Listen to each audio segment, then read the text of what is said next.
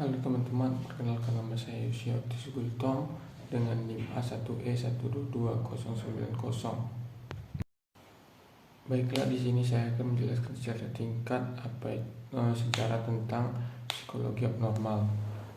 Psikologi abnormal itu memiliki beberapa masa. Yang pertama itu adalah model demonologi, yaitu model ini merupakan model yang menjelaskan perilaku abnormal dalam kaitannya dengan kekuatan supranatural. Lalu yang kedua itu adalah asal mula model medis dengan cairan tubuh yang memicu penyakit. Menurut pandangan ini, seseorang akan mendalami gangguan atau perilaku abnormal jika terjadi kekurangan ataupun kelebihan cairan dalam tubuh. Lalu ada zaman pertengahan. Pada zaman pertengahan, perilaku abnormal dianggap sebagai pengaruh dan penguasaan roh jahat atau kerasukan iblis. Keyakinan ini dibubuhkan ke dalam ajaran gereja Katolik Roma. Lalu yang keempat adalah ilmu sihir. Akademisi modern meyakini bahwa pada abad pertengahan dan zaman Romanis, para penyihir atau orang yang dianggap bersekutu dengan iblis adalah orang-orang yang mengalami gangguan mental ataupun abnormal. Lalu pada masa kelima yaitu rumah sakit jiwa. Rumah sakit jiwa atau penampungan untuk orang gila mulai menjamur di Eropa sejak akhir abad ke-15 dan awal abad ke-16. Rumah sakit jiwa seringkali memberikan perlindungan bagi para pengemis sebagaimana orang yang mengalami gangguan. Lalu ada pada masa ke-6 yaitu gerakan reformasi dan terapi moral. Pada era ini, usaha individu dilakukan oleh Jean Baptiste Poussin dan Philippe Pinel pada akhir abad ke-18 dan pada awal abad ke-19. Usaha yang dilakukan oleh orang-orang Prancis ini menyatakan bahwa orang-orang berperilaku abnormal menderita suatu penyakit dan seharusnya ditangani secara manusiawi. Lalu pada masa ke-7 yaitu suatu langkah mundur. Pada paruh akhir abad ke-19, terapi moral kurang diminati dan muncul sikap apatisme. Perilaku abnormal dianggap sebagai suatu pola perilaku yang tidak dapat disembuhkan. Lalu pada masa ke-8 yaitu gerakan kesehatan mental komunitas eksodus dari rumah sakit negara.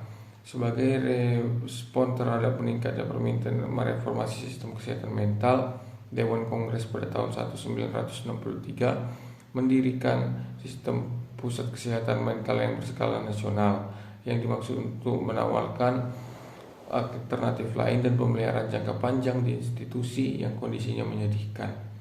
Lalu pada masa ke-9 yaitu perspektif kontemporer tentang perilaku abnormal dan demonologi hingga ilmu pengetahuan. Bangkitnya ilmu pengetahuan pada akhir abad ke-17 ke-18 mulai membuat ditinggalkannya pandangan tentang demonologi atau keyakinan dalam hal kerasukan roh jahat pada perilaku abnormal. Penemuan-penemuan ilmiah mengungkapkan penyebab mikrobiologis dari beberapa jenis penyakit dan menghasilkan langkah-langkah preventif. Model-model perilaku abnormal juga mulai bermunculan, meliputi model yang mewakili perspektif biologis, psikologis, sosiokultural, dan biopsikososial. Selanjutnya adalah kondisi normal dan abnormal. Keadaan normal adalah keadaan sehat dalam hal fungsi keseluruhan. Perilaku normal adalah perilaku yang adekuat yang disebut sebagai serasi dan tepat yang dapat diterima oleh masyarakat pada umumnya. Pola dari keadaan normal adalah dua, yaitu pola negatif bahwa normal adalah terhindarnya seorang dari segala neurosis, dan pola positif bahwa normal adalah kemampuan individu dalam penyesuaian terhadap diri sendiri dan terhadap lingkungan sosialnya. Kondisi normal itu memiliki banyak makna yang berbeda secara teori, namun secara nyata dapat dirasakan oleh individu sendiri dan diamati oleh orang lain.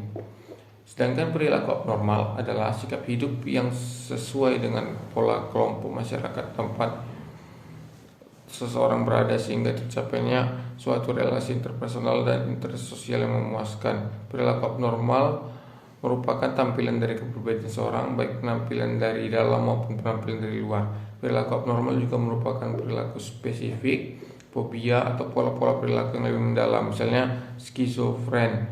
Perilaku abnormal juga merupakan sebutan untuk masalah yang berkepanjangan dan bersifat kronis, dan gangguan-gangguan yang gejalanya bersifat aktif dan temporer seperti intoksinasi atau peracunan obat-obatan, terutama narkoba, yang kesemuanya itu diakibatkan dari gaya hidup seseorang.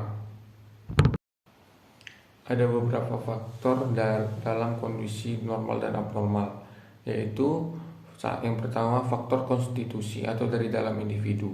Faktor biologis sangat berpengaruh dalam perkembangan seseorang. Seorang anak sejak lahir terbentuk menjadi manusia sudah memperoleh apa-apa untuk menjadi sesuatu. Sebagai contoh, menghubungkan struktur fisik tubuh sebagai faktor utama kepribadian. Yang kedua itu faktor lingkungan atau dari luar diri individu. Faktor lingkungan menentukan tingkah laku seseorang. Sebagai contoh, perkembangan dan kemampuan verbal pada anak merupakan hasil proses mempelajari sesuatu yang diperoleh dari luar.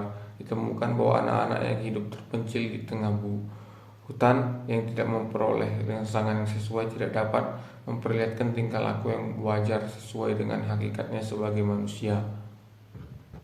Materi selanjutnya adalah stres dan gangguan fisik.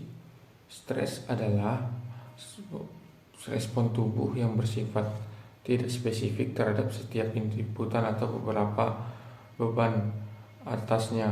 Jadi seseorang dapat dikatakan stres apabila ia tidak dapat menyelesaikan beban atau masalah yang dibebankan kepadanya, sehingga tubuhnya akan merespon ketidakmampuan itu yang berakibat pada sikap orang tersebut.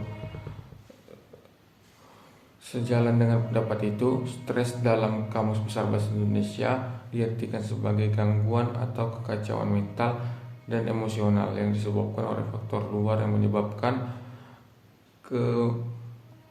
ketegangan. Dengan demikian, stres merupakan suatu respon tubuh dan psikis yang terjadi karena adanya tekanan yang menyebabkan ketegangan dalam diri individu. Stres itu sendiri dibagi menjadi dua, yaitu stres ringan dan stres berat. Gejala stres ringan ditandai perasaan sedih yang datang dan pergi begitu saja dengan waktu yang singkat. Adapun stres berat menimbulkan gejala murung, menyendiri, perasaan bersalah, menyesal, ada melakukan aktivitas terbatas, dan terkadang melakukan hal-hal yang menyakiti diri sendiri. Bahkan dapat menyebabkan penderita stres merasakan hopeless yang mengakhiri hidupnya dengan bunuh diri. Contoh-contoh dari stres yaitu merasa lelah sepanjang sore, lalu penglihatan tajam tidak sebagaimana mestinya, baru gangguan usus lebih terasa, otot terasa lebih tegang, gangguan tidur, dan skizofrenia, keletihan yang mendalam, debaran jantung yang amat keras, gangguan perasaan tegang yang semakin meningkat, dan lain sebagainya. Itu merupakan contoh-contoh dari stres. Yang terakhir adalah cara menghadapi stres. Yang pertama itu istirahat dan tidur. Istirahat dan tidur merupakan obat yang baik dalam mengatasi stres, karena dengan istirahat dan tidur yang cukup akan memulihkan keadaan tubuh. Yang kedua adalah olahraga atau latihan teratur. Olahraga dan latihan teratur adalah cara untuk meningkatkan daya tahan dan kekebalan fisik maupun mental. Yang ketiga adalah berhenti merokok. Berhenti merokok adalah bagian dari cara menanggulangi stres karena dapat meningkatkan status kesehatan dan mempertahankan ketahanan dan ketebalan tubuh. Yang keempat adalah tidak mengkonsumsi minuman keras. Minuman keras merupakan faktor pencetus yang dapat mengakibatkan terjadinya stres. Yang kelima, pengaturan berat badan. Peningkatan berat badan merupakan faktor yang dapat menyebabkan timbulnya stres karena mudah menurunkan daya tahan tubuh terhadap stres. Yang keenam adalah pengaturan waktu. Pengaturan waktu merupakan cara yang tepat dalam mengurangi dan menanggulangi stres.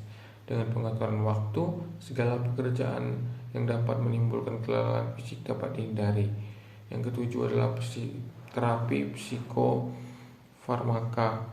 Terapi ini dengan menggunakan obat-obatan dalam mengalami stres yang dialami, dengan cara memutus jaringan antara psikoneuro dan imunologi, sehingga stresor psikososial yang dialami tidak mempengaruhi fungsi kognitif, afektif, ataupun psikomotorik yang dapat mengganggu organ tubuh yang lain.